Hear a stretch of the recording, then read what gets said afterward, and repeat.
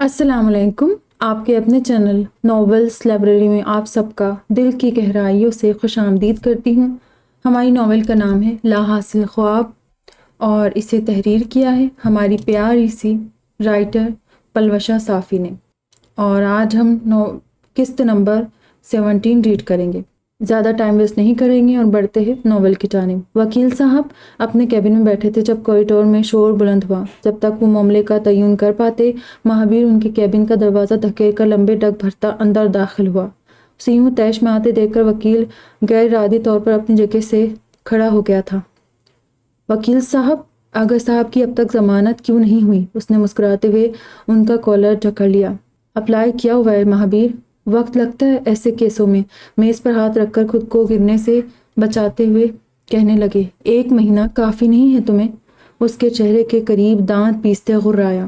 وکیل صاحب کے رونگٹے کھڑے ہو گئے۔ وہ لرز اٹھا۔ میرے جیل پہنچنے تک اگر آغا صاحب باہر نہیں نکلے تو اپنی گردن دھڑ سے الگ کروانے کے لیے تیار رہنا۔ اس نے دھمکاتے وکیل کو گھسیٹ کر میز کے اوٹ سے باہر نکالا اور کالر سے جکڑتے ہوئے کیبن سے باہر لے گیا۔ پارکنگ تک آ کر مہابیر نے وکیل صاحب کو پرے کیا اور خود اپنی کار میں سوار ہو کر روانہ ہو گیا۔ کہاں پھنس گیا نواب بھائیوں کے بیچ میں۔ اس کی بات نہیں مانی تو تلوار چلائے گا، اس کی بات نہیں مانی تو گن چلائے گا۔ وکیل صاحب سر جھٹک کر ہوں کرتے اپنے کار کی جانب لپکے تھے۔ مہابیر کی کار خضدار سٹی تھانہ کے سامنے رکی۔ دروازہ کھول کر اترنے لگا کہ ڈرائیور نے مخاطب کیا، مہابیر بابا تلوار۔ اس نے گگلی سیٹ پر پڑی اس کے تلوار کی سمت اشارہ کیا۔ کچھ جنگیں دماغ سے لڑی جاتی ہے کاکا، ہر کام میں ہتھیار کا استعمال ضروری نہیں، اسے یہیں رہنے دیں۔ اس نے مستحکم انداز میں اپنی رائے ظاہر کی اور کار سے اتر گیا۔ جیل کے اندر وہ بے خوف انداز میں حوالات کے اندر جھانکتا آغا صاحب کی تلاش میں لگ گیا۔ 2 سے 3 حوالات کے بعد اسے ایک 4 دیواری نواب شاہ میر ریحانری فرش پر بیٹھے نظر آئے۔ مہابیر کا دل رک گیا۔ اس کے وہم و گمان میں بھی نہیں تھا کہ کبھی اپنے آغا صاحب کو اس حالت میں بھی دیکھنا پڑے گا۔ کسی جانی پہچانی خوشبو کے احساس سے نواب صاحب نے سر اٹھا کر دیکھا تو مہابیر پرنم آنکھوں سے انہیں دیکھ رہا تھا۔ مہابیر، آ گئے تم؟ سنا میڈل جیت گئے، بہت مبارک ہو۔ آغا صاحب اٹھے اور سلاخوں کے پار اس کے چہرے پر ہاتھ پھیرا۔ اس کے بالوں اور کندھوں کو چھو کر محسوس کیا۔ سفید قمیص شلوار پر کالا ویسٹ کوٹ پہنے، چھوٹے بال اور نفاست سے بنائی چوڑا سینہ، مضبوط بازو، چہرے کے ٹھوس نقش پر معصومیت لیے اپنے مہابیر کو دیکھ کر نواب شاہ میر ریحانری بھی آبدیدہ ہو گئے تھے۔ مہابیر ان کی بڑی ہوئی سفید داڑھی، سوتا ہوا چہرہ، پھیکا رنگ اور خستہ حالت دیکھ کر افسردہ ہو گیا۔ اس کا دل کیا زمین پھٹ جائے اور وہ فنا ہو جائے۔ اس سے اپنے آغا صاحب کو اس حال میں دیکھا نہیں جا رہا تھا۔ اس کے عقب میں کھڑا انسپکٹر جو کہ وزیر اعلیٰ سرفراز بگٹی کے اشارے کا غلام تھا، مہابیر کو بغیر تلوار دیکھ کر سینہ تانے کھنکارا۔ مہابیر ریحانری، سلور میڈل جیتنے والا خضدار کا پہلا تلوار زن، بنا اجازت اندر کیسے آئے؟ آج ملاقات کا دن نہیں ہے، چلو یہاں سے نکلو، اس نے نفرت سے کہا۔ اس کی باتیں مہابیر کے دل پر ابلتے لاوے کے مانند لگ رہی تھی۔ آغا صاحب کو باہر نکالو، بنا مڑے مخاطب ہوا۔ پہلے ضمانت کے کاغذات لے کر آؤ۔ اس نے اپنی ٹیون برقرار رکھی۔ یہاں مہابیر کا صبر ٹوٹ گیا۔ اس نے لب بھینچ کر پلکیں میچ کر افسوس سے سر جھٹکا تھا۔ لمبا سانس لیتے ہوئے ایک جھٹکے سے مڑا اور اپنا ایک ہاتھ انسپکٹر کے سر کے پیچھے رکھا اور دوسرا اس کی ٹھوڑی پر۔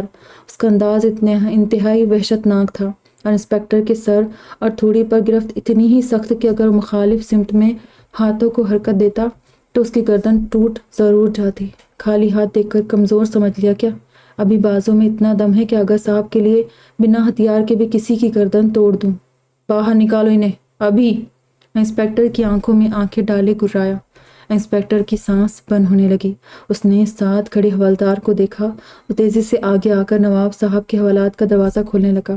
ان کے باہر آنے پر مہابیر نے انسپکٹر کو پرے دھکیلا اور خود آغا صاحب کا ہاتھ تھام لیا۔ وکیل صاحب ضمانت کے کاغذات لے کر آتے ہی ہوں گے، میں انہیں گھر لے جا رہا ہوں۔ آگے جو بھی کارروائی ہوگی وہ مجھ پر ہوگی، انہیں اس کیس سے خارج کر دو۔ گردن موڑ کر فرش پوش ہوئے انسپکٹر کو دیکھ کر فکرہ مکمل کیا اور آگے بڑھ گیا۔ جیل سے باہر آ کر شاہ میر ریحانری رک گئے۔ نہیں مہابیر، تم پر کوئی کارروائی نہیں ہوگی، یہ سارے الیگل کام میں نے کیے ہیں، کیس مجھ پر ہی ہوگا۔ آغا صاحب نے تردید کی۔ آغا صاحب، قتل میں نے کیے ہیں تو کارروائی مجھ پر ہوگی۔ آپ نے صرف قبضے کیے تھے جو یوشے نے واپس کر دیے ہیں، اب آپ آزاد ہو، اس نے منطق سمجھایا اور ان کو ساتھ کار میں بٹھایا۔ لیکن کرپشن و آخری کیس بتانا نہ بھولے۔ اس ملک کے 90% سیاستدان کرپشن میں ملوث ہے، حتیٰ کہ وزیر اعظم بھی۔ تو جب تک احتساب ان کو نہیں پکڑ لیتی آپ کا کچھ نہیں کر سکتی۔ مہابیر تلخ حقیقت سے آشنا کیا۔ آغا صاحب اس نئے اور ہوشیار مہابیر کا روپ محبت بھری نظروں سے دیکھتے رہ گئے۔ یوشی اور کیہان اپنی کامیابی پر خوش ہوتے حویلی لوٹے کہ چھٹک گئے۔ آغا صاحب اور مہابیر بڑے صوفے پر ساتھ ساتھ بیٹھے تھے۔ مہابیر خوشی خوشی ان سے اپنے فیسٹیول کی باتیں شیئر کر رہا تھا اور آغا صاحب اس کا سلور میڈل ہاتھ میں لیے اسے سن رہے تھے۔ اماں بیگم اور زمروش بھی اپنی گپ شپ میں مگن تھی۔ قدموں کی چاپ پر سب نے اس جانب دیکھا۔ مہابیر اٹھ کر بے لچک انداز میں چلتا ان کے پاس آیا۔ مبارک ہو بھائی، یوشی نے حالات سنبھالنے کے لیے پہل کی۔ بہت خوشی ہوئی آپ کی جیت پر۔ اس کے بعد کیہان نے مہابیر کو گلے لگایا۔ قبیلے کے لوگوں کو پیپرز واپس کر دیے؟ مہابیر نے سیدھے مدعے کی بات کی۔ جی وہیں سے آ رہے۔ یوشی نے حد اندازہ تاثرات نارمل رکھے۔ کیہان کی دھڑکن تیز تھی مگر بظاہر خاموش رہا۔ وہ دونوں جانتے تھے کہ مہابیر شارپ مائنڈ کیریئر کے کیٹیگری میں سے ہے۔ ان کی ایک حرکت اسے مشکوک کر سکتا ہے۔ کورٹ میں پیشی کب ہے؟ دوسرے سوال تک مہابیر کا لہجہ نرم پڑ چکا تھا۔ سوموار کو 2 لفظی جواب ملا۔ میں جاؤں گا پیش ہونے۔ وہ اپنا حکم سناتے بھائیوں کے مابین آیا اور ان دونوں کے گرد بازو حائل کر کے لاؤنج میں لے آیا۔ زمروش سے سلام کر لینے کے بعد آغا صاحب سے ملے اور پھر صوفے پر بیٹھ کر مہابیر کی کامیابی دیکھنے لگے۔ منزہ اور ہمنا قدرے فاصلے پر کھڑی تھی۔ یوشی نے ایک نظر ان کو دیکھا اور پھر آغا صاحب کے جانب متوجہ ہو گیا۔ ماحول نارمل ہوتا محسوس ہو رہا تھا۔ آغا صاحب گھر آ گئے تھے۔ مہابیر سلور میڈل جیت کر کامیابی اپنے نام کیے لوٹا تھا۔ ایک طوفان تھم گیا تھا مگر دوسرے کو جنم دے کر گیا تھا۔ رات کے کھانے کے بعد زمروش کمرے میں کھڑکی کے پاس کھڑی سوچوں میں گم تھی۔ زمر، میری گرے شرٹ کہاں ہے؟ مہابیر گیلے بالوں میں تولیہ رگڑتے پانی چھڑکتا الماری میں دیکھ رہا تھا۔ زمروش اتنی مگن تھی کہ مہابیر کی آواز سنائی نہ دی۔ اسے یوں ساکت دیکھ کر وہ حیران ہوتا اس کے پاس آیا۔ اس نے نرمی سے زمروش کے کندھے پر ہاتھ رکھا اور چونک کر حال میں لوٹی۔ کچھ کہا آپ نے؟ اس نے دھیان مہابیر پر مرکوز کیا۔ تم کہاں کھوئی ہو؟ اس نے اپنی بات چھوڑ کر اس کا حال دریافت کیا۔ وہ اس وقت ٹراؤزر اور بات گاؤن میں موجود تھا۔ زمروش نے اس کا ہاتھ اپنے ہاتھوں میں لیا۔ ڈر لگ رہا ہے آپ کورٹ نہ جاؤ۔ اس نے اپنا اندیشہ ظاہر کیا۔ کچھ نہیں ہوگا می جان، میں اپنے جرم کا اعتراف کر لوں گا، بتا دوں گا وہ سب قتل میں نے اب نارمل مینٹل کنڈیشن میں کیے تھے۔ اس نے دلاسا دینے کو زمروش کو خود سے لگایا پر وہ تسلی نہ تھی، لیکن اپنے اندر اٹھتے طوفان کو بیان کرنے کے لیے مناسب الفاظ کا انتخاب بھی نہیں کر پا رہی تھی۔ میں سمجھ سکتا ہوں تم کیا سوچ رہی ہو، پر زمر، میں آغا صاحب کو جیل نہیں جانے دے سکتا، اس لیے میرا اپنا جرم قبول کرنا لازمی ہے۔ میں بس گیا اور آیا۔ اس نے زمروش کا سر اپنے سینے سے لگائے تسلی دی تھی۔ امید ہے ایسا ہی ہو۔ اس نے مہابیر کی باہوں میں چھپے اتنا ہی جواب دیا۔ انسان اپنے آپ سے تو لڑ سکتا ہے پر اپنی قسمت سے نہیں لڑ سکتا، اور کچھ چیزیں انسان کے اختیار میں نہیں ہوتی۔ دوسری طرف وہ چاروں یوشی کے کمرے میں جمع تھے۔ منزہ اور ہمنا کاغذات مشاہدہ کر رہی تھی۔ ان لوگوں نے اگر مہابیر کو بتا دیا کہ پراپرٹی آپ دونوں نے واپس لے لی ہے تو؟ ہمنا نے خدشہ ظاہر کیا۔ نہیں بتائیں گے، یہ غریب لوگ پہلی ایک دفعہ مہابیر کے ہاتھوں اپنے پیارے کھو چکے ہیں، دوبارہ ایسا رسک نہیں لے سکتے۔ یوشی بیڈ پر نیم دراز بیٹھے سگریٹ نوشی میں مصروف تھا۔ پر مہابیر کے کورٹ میں پیش ہونے کا منطق سمجھ نہیں آیا۔ کیہان متجسس ہوا۔ کافی ہوشیار ہو گیا ہمارا بڑا بھائی، اسے پتہ ہے عدالت اس کی پرانی مینٹل اسٹیٹ کو دیکھ کر اسے ان قتلوں کی سزا نہیں دے گی۔ بگڑے دماغی توازن میں کیا جرم معاف ہو جاتا ہے؟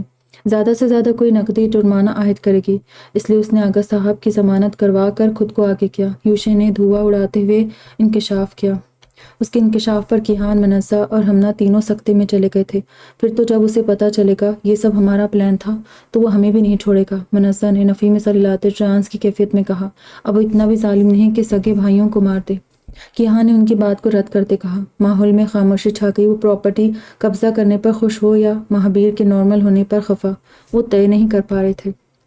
منڈے کی صبح زمروش نے دعا میں بیٹھے کافی وقت لے لیا۔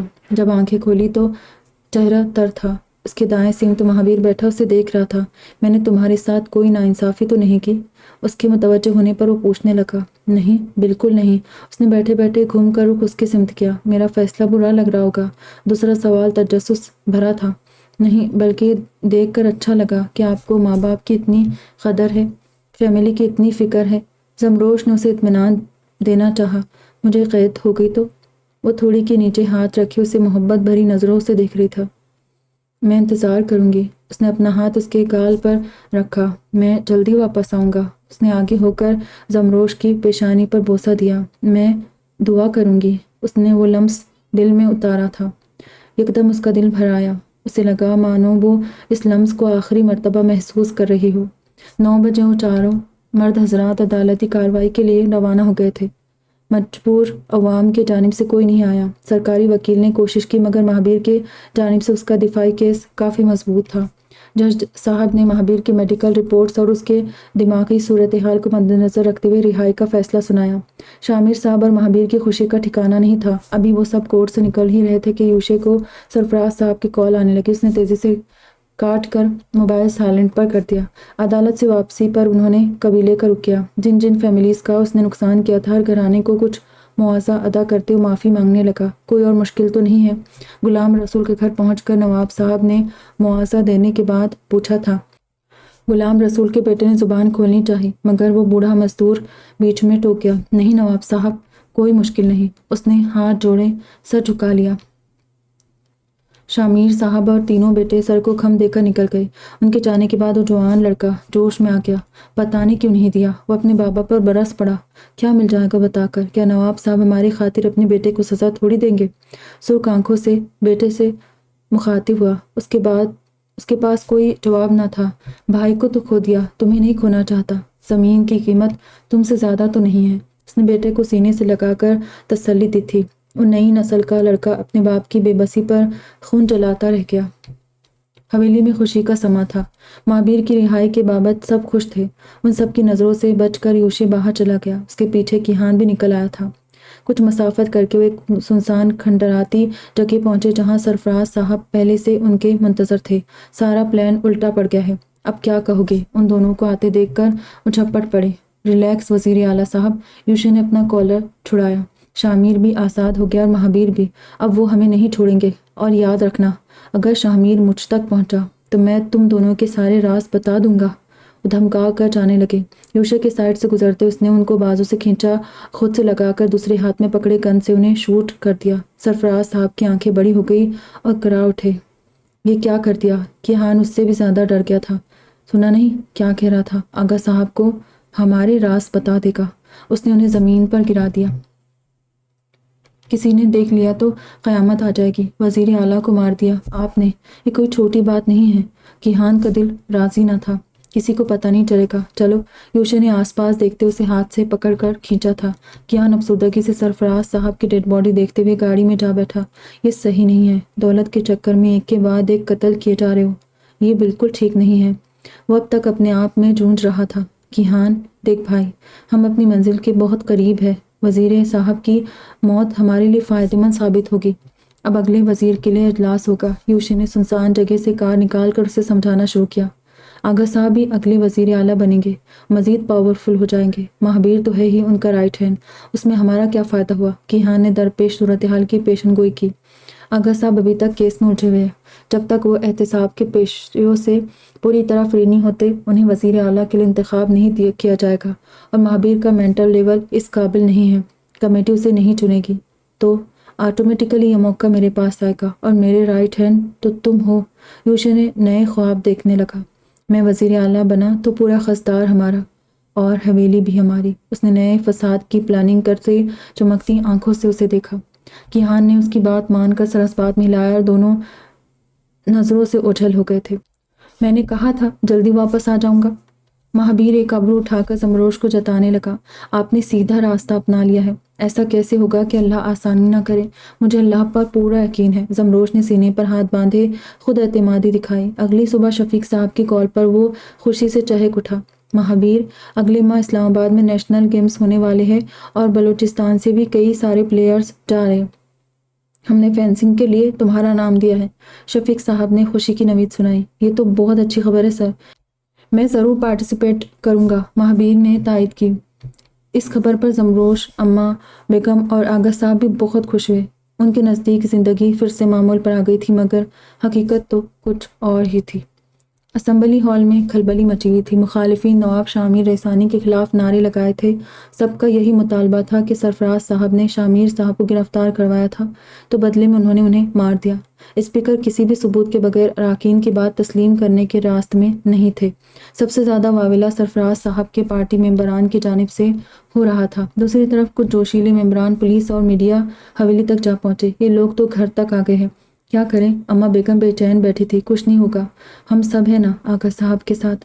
زمروش انہیں دلاسا دیتی رہی۔ مہابیر اپنی تلوار اٹھائے باہر نکلا۔ کیا تماشا ہے یہ؟ اس نے بلند آواز میں صدا لگائی۔ جمگٹے میں خاموشی تو اس کی تلوار دیکھ کر ہی چھا گئی تھی۔ نواب صاحب کو گرفتاری کا حکم ملا ہے، ایک آفیسر نے جوابی صدا دی۔ کس بنا پر؟ کوئی ثبوت ہے آپ کے پاس؟ اسی انداز میں دوسرا جواب دیا گیا۔ دوسری طرف خاموشی مائل ہو گئی۔ نہیں چھوڑیں گے، ہمارے لیڈر کے قاتل کو نہیں چھوڑیں گے۔ پارٹی ممبران نے نعرے بازی شروع کر دی۔ پہلے ثبوت لے کر آؤ، پھر جو قاتل ثابت ہوا اسے میں خود آپ کے حوالے کروں گا۔ اس نے اتنے اعتماد سے کہا کہ وہ سب دنگ رہ گئے۔ اپنی بات مکمل کر کے وہ واپس حویلی کے اندر آ گیا۔ ایک مسئلہ ختم ہوتا نہیں کہ دوسرا آ جاتا ہے۔ آغا صاحب سر پکڑ کر بیٹھے تھے۔ آپ فکر نہ کریں، میں آپ کے ساتھ ہوں۔ مہابیر ان کو دلاسا دینے لگا۔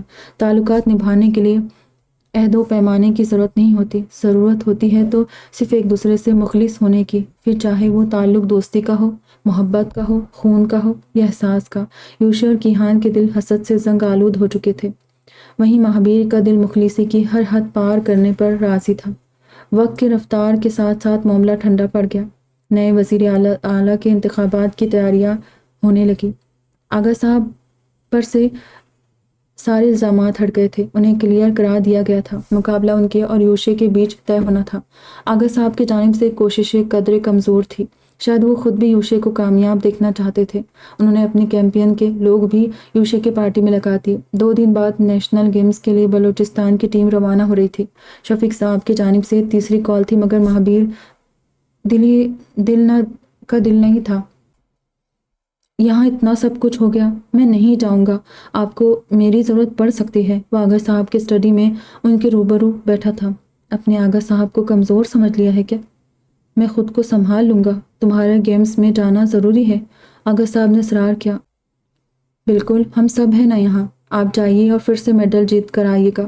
کیہان نے کچھ اوراق اٹھائے اسٹڈی کے اندر قدم رکھا۔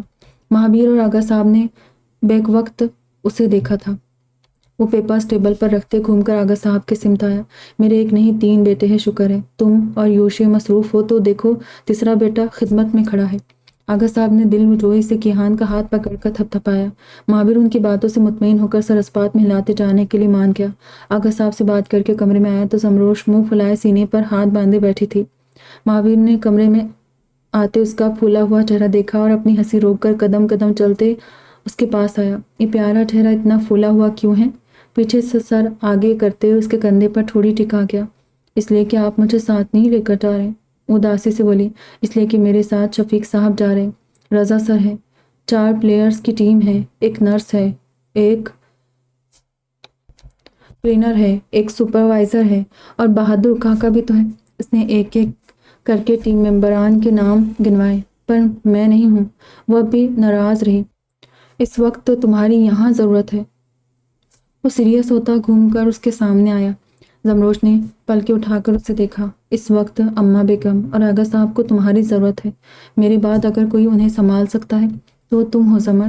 اس نے پر امید نظروں سے اسے دیکھا۔ وہ اس کے ہاتھ پر اپنا ہاتھ رکھ کر مسکرا دی۔ آپ فکر نہ کریں، میں یہاں سنبھال لوں گی، آپ اپنے گیم پر فوکس کرو۔ اس نے اپنا مخصوص انداز اپناتے دلاسا دیا۔ مہابیر خوشی سے چہک اٹھا، اسے اپنے حصار میں لے لیا۔ وہ ساتھ بہت قیمتی اور خوبصورت ہوتا ہے جو راستہ بدلنے اور ہاتھ چھوڑنے کی طاقت رکھتے ہوئے بھی آپ کے ساتھ جڑا رہتا ہے۔ ایسے رشتے میں کوئی کوتاہی یا کمی نظر آئے تو درگزر کرنا چاہیے، خود کو وہیں روکے۔ وفاداری اور خلوص اس نازک دور میں بہت ہی نایاب اور قیمتی جذبے ہیں، لہٰذا اپنی انا، غرور، ضد اور غصے کے ہاتھوں ان سب کو کبھی ضائع نہ کیجیے گا۔ خضدار سے کوئٹہ تک بائی روڈ سفر طے ہوا اور وہاں سے ٹیم کے ساتھ مل کر بائی ایئر اسلام آباد جانا تھا۔ کیا ہوا بہادر کاکا؟ وہ سیٹ بیلٹ باندھ کر کھڑکی سے باہر دیکھتے مخاطب ہوا۔ بہادر کاکا اس کے بغل والے سیٹ پر بیٹھے تھے۔ وہ کیا ہے مہابیر بابا؟ پہلی دفعہ ہوائی جہاز میں بیٹھا ہوں، ذرا گھبراہٹ ہو رہی ہے، انہوں نے جھجکتے بتایا۔ ہاں ہاں ہاں، ہوتا ہے، بس آنکھیں بند کر کے سفر کی دعا پڑھو۔ جب اسلام آباد پہنچ جائیں گا میں بتا دوں گا۔ اس نے سمجھاتے ان کی سیٹ بیلٹ بنوائی اور اناؤنسمنٹ کی جانب متوجہ ہوا۔ بہادر کاکا سر کو چمبش دیتے دعاؤں میں جٹ گئے۔ مہابیر نے لمبا سانس لے کر آس پاس دیکھا تھا۔ اس وقت اسے زمروش کی بے حد یاد آئی تھی۔ اسلام آباد ایئرپورٹ پر پہنچ کر اس نے انگڑائی لی۔ پلین میں بیٹھے بیٹھے اسے تھکن محسوس ہو رہی تھی۔ یہ اس کا زندگی میں پہلا تنہا سفر تھا۔ وہ کہ بہادر کاکا تھے اس کے ساتھ، مگر آغا صاحب اور زمروش کے بغیر پہلی مرتبہ گھر سے اکیلے نکلا تھا۔ اسلام آباد نیشنل گیمز اتھارٹی کی جانب سے ان کا بھرپور استقبال کیا گیا۔ ایک اسپورٹس بس کے ذریعے سب کھلاڑیوں کو ان کے ہوٹل پہنچایا گیا۔ کوئٹہ کے بنسبت اسلام آباد کافی صاف اور ترقی یافتہ شہر تھا۔ وہاں کے لوگ بھی کافی سلیقہ پسند نظر آئے۔ اوکے مہابیر، صبح پہلا سیشن ہوگا، تب تک آرام کرو اور کسی چیز کی ضرورت ہو تو مجھے بتانا۔ شفیق صاحب اسے اس کے کمرے تک لائے۔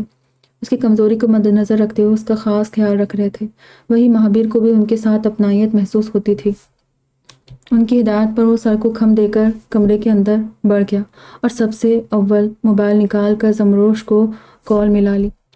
جاری ہے، سچ میں ناول جیسے جیسے آگے بڑھی ہے بہت انٹرسٹنگ ہوتے جا رہی ہے، اور سب سے اچھی بات مجھے اس ناول کی لگ رہی ہے کہانی تو بہت اچھی ہے ہی، ساتھ ساتھ رائٹر ہمیں بہت پیاری پیاری باتیں بھی بیچ بیچ میں بتا رہی ہے۔ بہت زبردست، سچ میں یہ ناول ریڈ کر کے مجھے بہت اچھا لگ رہا ہے۔ بہت زبردست، رائٹر کی اس میں بہت محنت ہے۔